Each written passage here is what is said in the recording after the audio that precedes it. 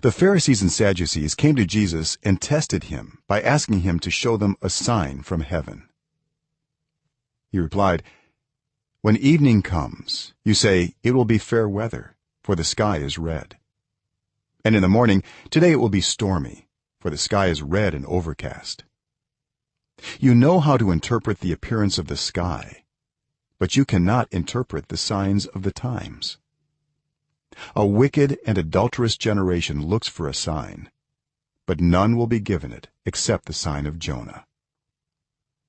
Jesus then left them and went away. When they went across the lake, the disciples forgot to take bread. "Be careful," Jesus said to them. "Be on your guard against the yeast of the Pharisees and Sadducees." They discussed this among themselves and said, "It is because we didn't bring any bread." Aware of their discussion, Jesus asked, "You of little faith, why are you talking among yourselves about having no bread? Do you still not understand? Don't you remember the 5 loaves for the 5,000 and how many basketfuls you gathered? Or the 7 loaves for the 4,000 and how many basketfuls you gathered? How is it you don't understand that I was not talking to you about bread? But be on your guard against the yeast of the Pharisees and Sadducees." Then they understood that he was not telling them to guard against the yeast used in bread, but against the teaching of the Pharisees and Sadducees. When Jesus came to the region of Caesarea Philippi, he asked his disciples, "Who do people say the Son of Man is?" They replied, "Some say John the Baptist, others say Elijah, and still others Jeremiah or one of the prophets." "But what about you?" he asked.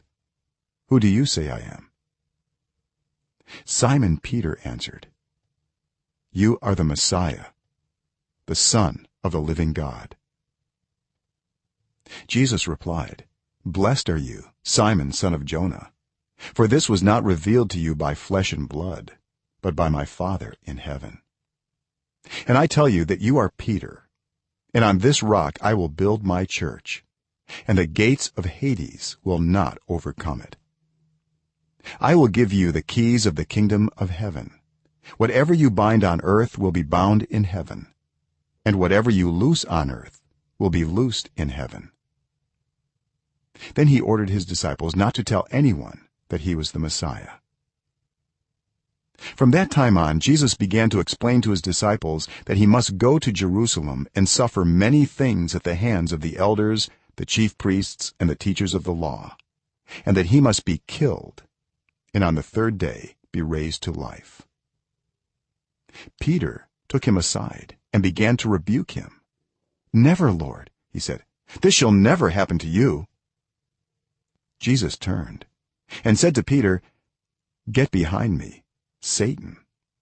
You are a stumbling block to me.